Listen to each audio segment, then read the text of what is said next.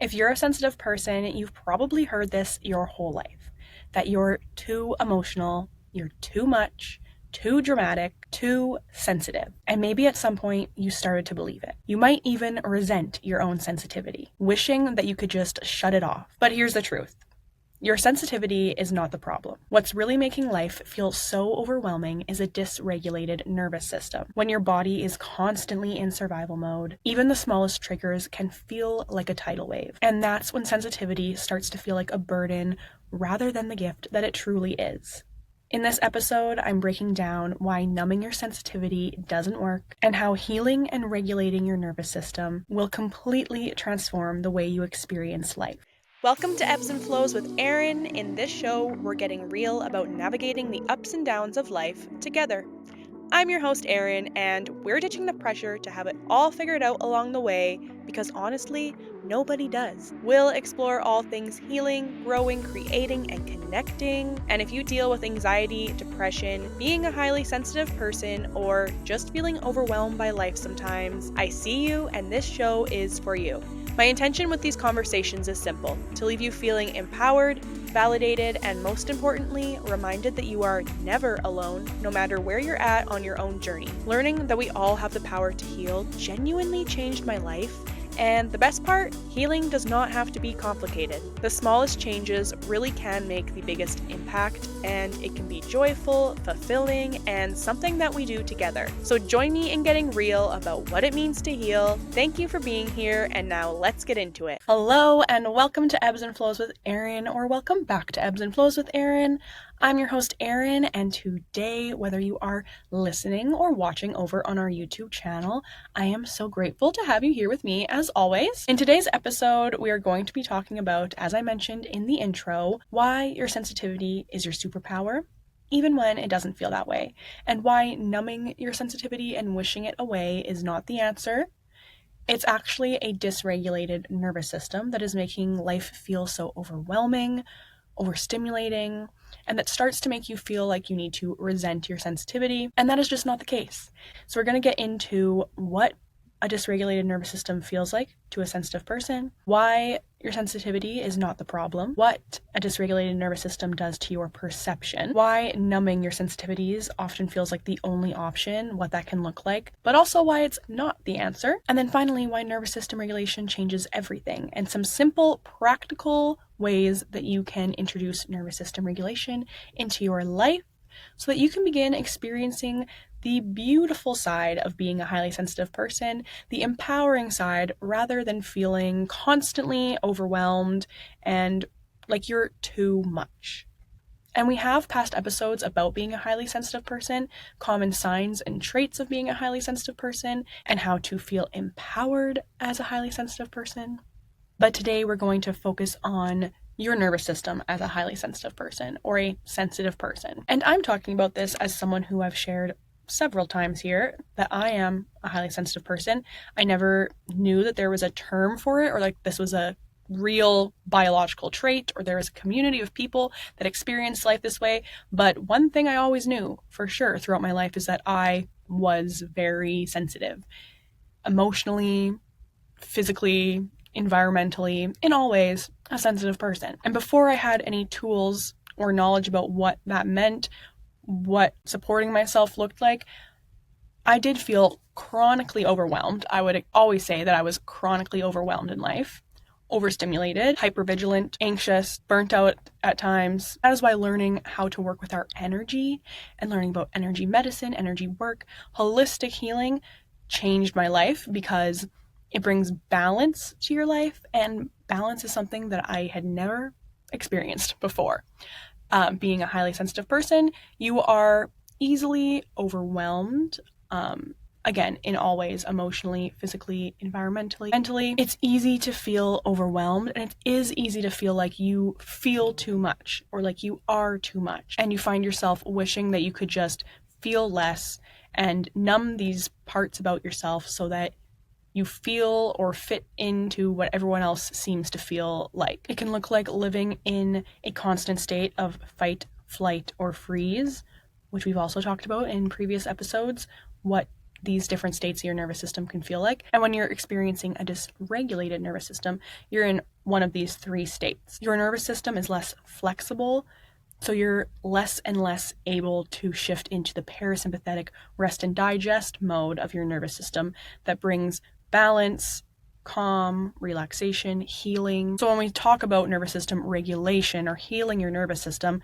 it really just means making your nervous system more flexible so that it's able to shift in and out of these different states in a healthy way. Another sign of a dysregulated nervous system is, again, feeling like you're too much or like you're very easily overwhelmed by even the smallest things. You can find yourself stuck in a spiral of becoming overstimulated, so then you withdraw, but then you feel disconnected, and then you're resenting your nature of being sensitive. And you can get stuck in that loop of trying to live like everyone else, trying to numb your sensitivities to fit into wherever you're trying to show up, but then you get overwhelmed and overstimulated, and then you withdraw, but then you resent yourself for withdrawing, and then you resent your nature of being sensitive.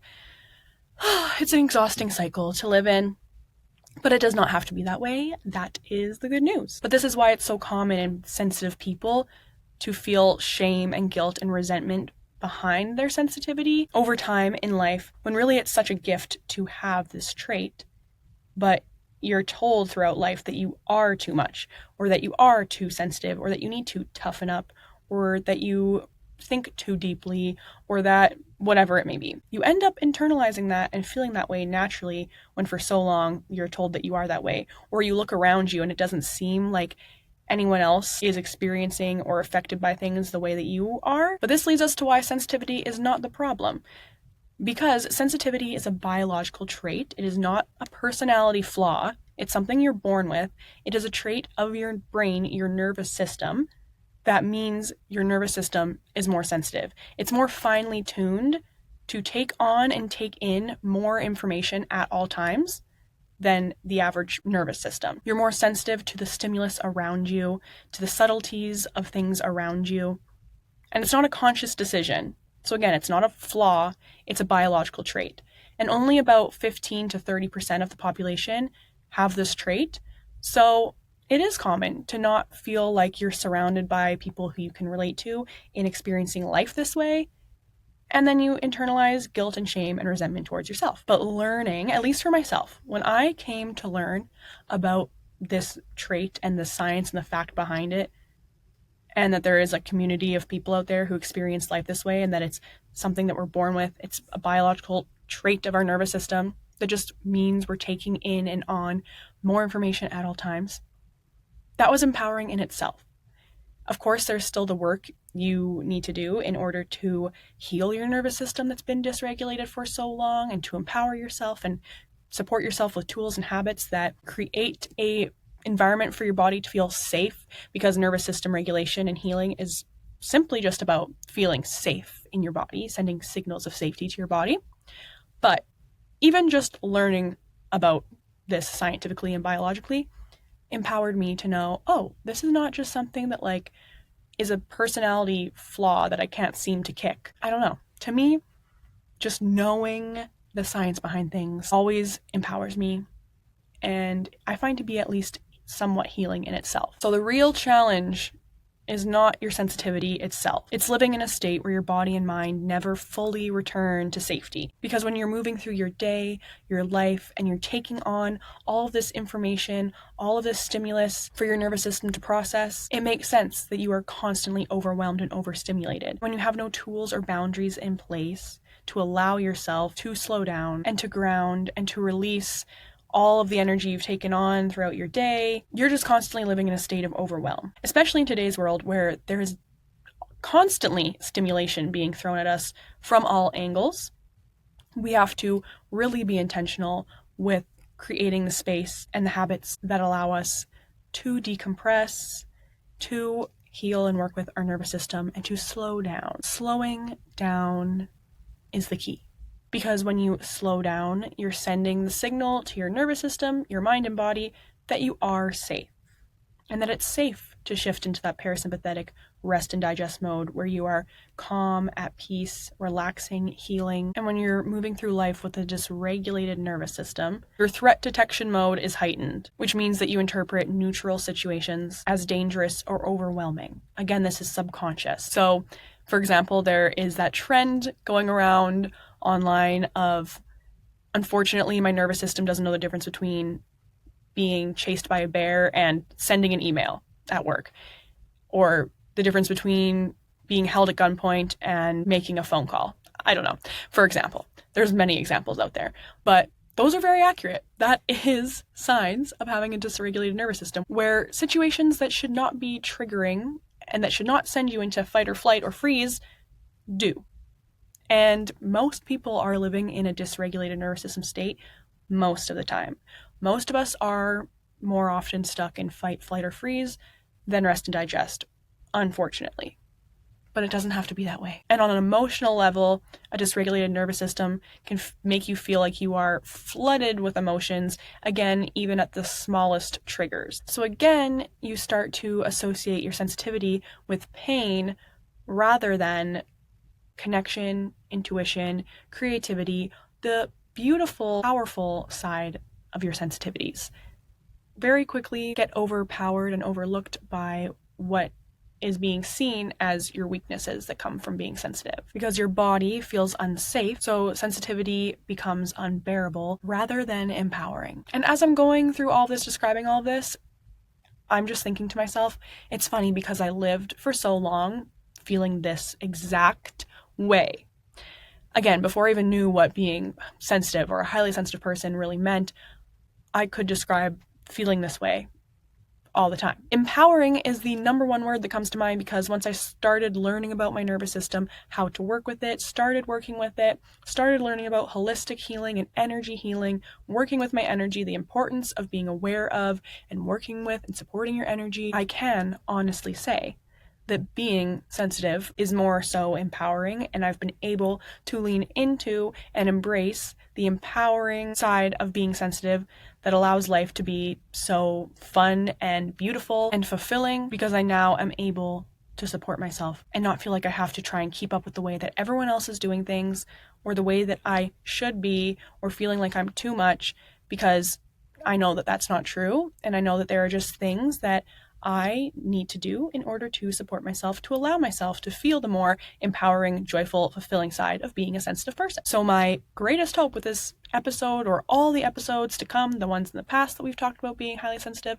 I'll continue to always talk about it and share about it. And it's my greatest hope that if this is a way that you find yourself feeling, or you've felt throughout your life that you're too much, too emotional, overwhelmed, overstimulated, whatever it might be, that you don't have to feel that way, and that does not have to be your story forever. No matter what you do with this information, just know that you are not too much, you're not weak, and there's nothing wrong with you. Which also brings me to numbing yourself, and why numbing your sensitivities can feel like the only option. Because when you're living in a dysregulated state, anything that gives you some relief from that can feel like a blessing. It can feel like a good choice. I know I've talked about in the past my experience with drinking and alcohol, and how in reflection I definitely used it to numb myself from feeling so much, and that was not healthy. It was not the best option, but it makes sense why people use substances or other ways to numb yourself, is doom scrolling social media, or just distracting yourself with social media in general. Overworking, detaching emotionally from others or from things, or shutting down and freezing, so trying to toughen up. But no matter what way you're numbing yourself, it's only going to give you short-term relief, but it increases long-term dysregulation. So it's actually hurting you more than it's helping you, which is so much easier said than done to avoid numbing when it comes to wanting to feel less or not feel so overwhelmed in life. But it's true, and that's a lesson I had to learn the hard way more than once, for sure, is that you have to let yourself feel to heal, and actually address root causes rather than try and numb and ignore and push down and wish that you were a different person. And over time, when you're numbing yourself, you end up losing access to the benefits that come with sensitivity, like intuition, empathy, creativity, passion. And so, of course, you're feeling shame and guilt and resentment towards yourself because you don't have the capacity to experience or acknowledge the benefits and the beautiful side of your sensitivity because you're stuck in that cycle of being overstimulated, overwhelmed, withdrawing, trying to numb yourself, and then also feeling guilt, shame, and resentment towards yourself for trying to numb yourself. And you just kind of get on autopilot mode and your nervous system just gets further dysregulated. But this is why nervous system regulation changes everything. And it doesn't have to be complicated, which we'll get into. And I have several past episodes about nervous system regulation and simple, practical ways you can work with your nervous system. If you're interested in hearing more about nervous system regulation, I do have several episodes on it. But healing and regulating your nervous system does not mean that you're removing your sensitivity. It makes your sensitivity more manageable and empowering. It allows you to feel safe in your body again, or maybe you actually can't even think of a time that you felt safe in your body. But this is what nervous system regulation allows you to do. And as I said, you have to feel safe, show your body and your mind signals of safety in order for any healing to take place, in order for any calm or balance or relaxation to take place. It's all about feeling safe. And it allows you to be present with the sensations and the emotions, and it allows you to be present with the sensations and emotions that come up with your sensitivity, and to be present with other people without going into overwhelm. Whereas when you're dysregulated, you are chronically overwhelmed. Again, that's how I always described myself, as being chronically overwhelmed in life. When you work with your nervous system and you are healing and regulating, you're able to be present and flexible. You're experiencing the things that once would have sent you into complete overwhelm and overstimulation, but you're more flexible and more able to handle it, to take it on, to be present with it. And you have the tools that allow you to do so without falling into that overwhelmed, overstimulated, anxious state. So instead of bracing against life, you can embrace life. And that's truly how it's felt for me. Whereas before it was always like, oh God, like I don't think I can go there, or I don't think I can handle this situation or this environment or this thing. I can't blah, blah, blah, blah. Whereas now I can be and do and handle whatever I want. I just am aware of what tools or practices, habits I need to have in place in order to support myself to show up in all ways, in all areas of life. Because I know that I'm not weak. I know that I can handle anything. It's just supporting myself to be able to do so. Okay, so let's get into some practical steps to begin healing and working with regulating your nervous system. Again, I have several nervous system regulation episodes that you can listen to that have a lot of information in them. We're not going to get too deep into it here, but the best part about this is that it does not need to be complicated whatsoever. Number one, you're going to want to slow down. And you might hear that and think, well, how the heck do I slow down when I have such a busy schedule? Maybe you're a parent, maybe you work several jobs, whatever it might be. Your life might be busy.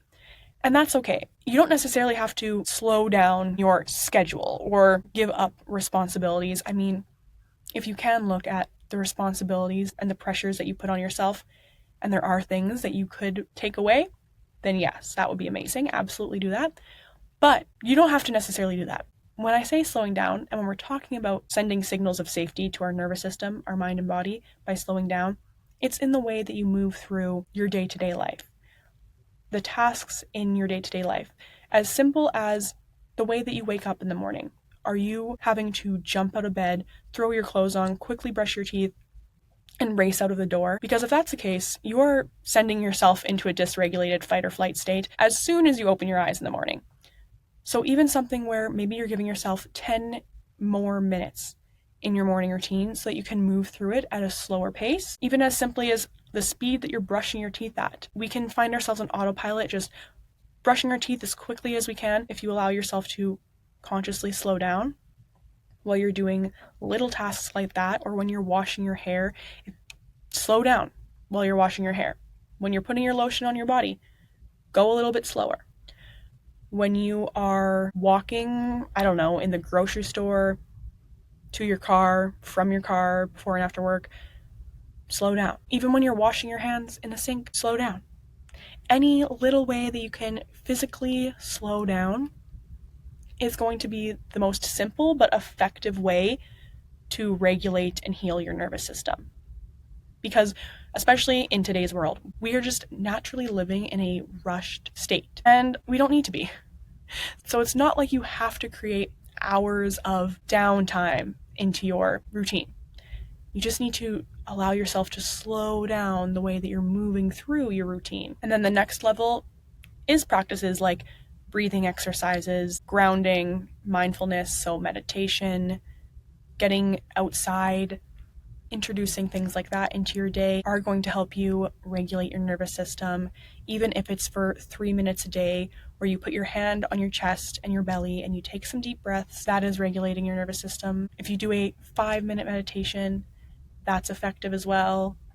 If you sit outside while you sip your morning coffee or you go for a 10-minute walk outside, that is helping as well. These practices that bring you out of your mind and out of the overwhelm and overstimulation and into your body and slow you down. It's these little things that make the most impact over time. I remember many years ago when I first started trying yoga and breathing, and I was like, oh my God, I don't even know if I breathe throughout my day. Like, I had to consciously remind myself to breathe. And it was really hard for me to take deep breaths because my breath was so shallow in my chest. And I would get frustrated in the yoga class being like, well, if I could breathe deeper, I would breathe deeper, but like, I can't. And when you're moving through life, constantly in a dysregulated fight or flight freeze state, overwhelmed, overstimulated, you're not typically connecting with your breath. And it can be annoying to hear. I've said this before. It can be annoying to be told you need to connect to your breath. But I promise you, it really is true that it's the most accessible tool we have because it's always with us. And it is one of the quickest ways to shift you into a more relaxed, regulated state. So I know it's annoying to hear, but doing any sort of deep breathing, 4 seconds in your nose, hold for 4 out of your mouth, or do the physiological sigh, which is a long inhale through your nose, second sharp inhale, exhale all the air out of your mouth. There are several breathing practices you can do, but really just always trying to make your exhale longer than your inhale. However you can breathe doing that, again, even if it's like a couple minutes a day, that's going to make a difference. And body-based modalities are going to be huge for a sensitive person because you need to be releasing energy through your body because you're taking on so much energy and it gets stuck in your body, literally stuck in your body. So any way to work with your body, dancing is amazing, yoga, going for walks, working out at the gym, but make sure that you're stretching your body. You want to be stretching and doing somatic release work. I've shared before about shaking, like literally just jumping up and down and shaking your body. I start and end my day with that, and it has been one of the greatest things I think I've done for myself as a sensitive person because I do take on so much energy throughout the day, and you are literally releasing the energy from your body and then in turn from your mind when you're shaking and jumping up and down, releasing that.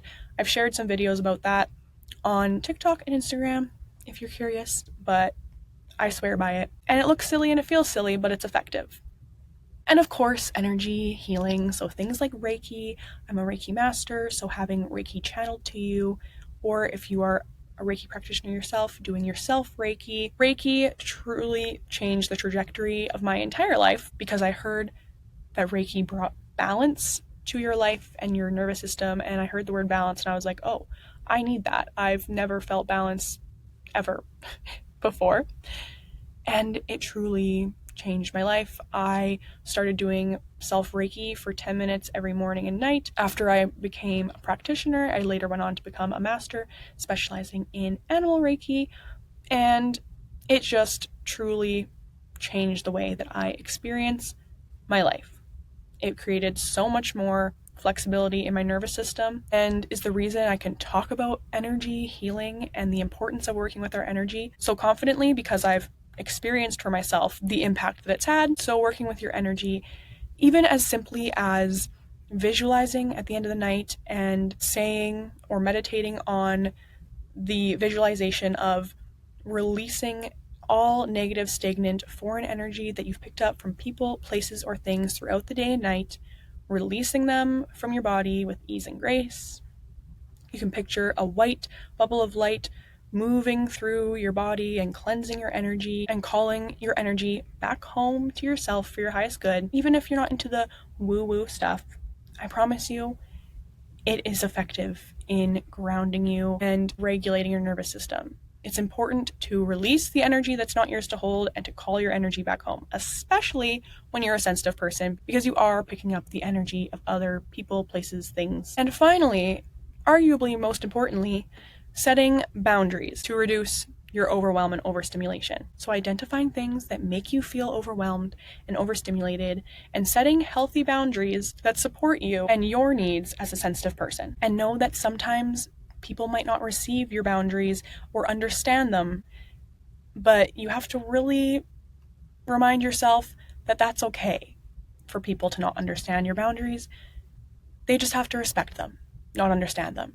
And if they don't, then that might be a relationship that you might want to look at and ask yourself if it needs adjusting in your life. But boundaries are hard, especially as sensitive people, because most of the time you've ended up becoming a people-pleasing perfectionist. So setting a boundary feels scary, it feels wrong, but in reality, it's your job to support yourself and put yourself first, and it's the healthiest thing you can do for yourself and for others. Because when you don't set boundaries, you end up resenting other people and you end up in an unhealthy state, and it's unhealthy for the relationships in your life.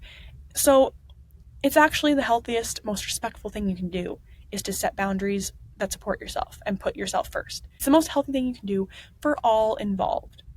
And I know it's not easy, but the more that you work at it and do it and practice it, the easier it does become.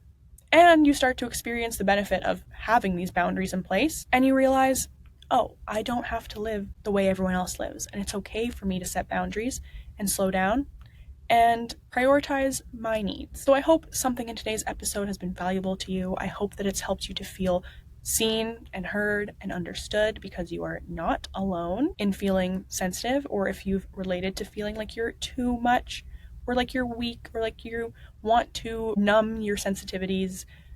I see you and I feel you and I get you. But you're not alone. I promise you, your sensitivities are your superpower. Your sensitivity is not your enemy, it's your compass. But like any compass, it only works when it's calibrated. And for us, that calibration is a regulated nervous system. When your body feels safe, your sensitivity shifts from something that you resent to something that you value. It becomes your intuition, your creativity, your passion, and your connection to the world around you. So instead of asking, how do I get rid of my sensitivity? Start asking yourself, how do I help my body feel safe? Because once you do, you will see you were never broken. You were just in survival mode. And that does not have to be your story forever. If this episode resonated with you, share it with someone else who may need to hear that their sensitivity is a gift, not a flaw. Thank you so much for listening today. I would love to hear from you on Instagram at EBBS FLOWS 222, or you can send me a text. It's the first line in the podcast episode description if you're listening on a podcast platform. Leave me a comment on YouTube. You know all of the things, but I love to hear from you guys. Thank you so much for listening, and I will talk to you next week.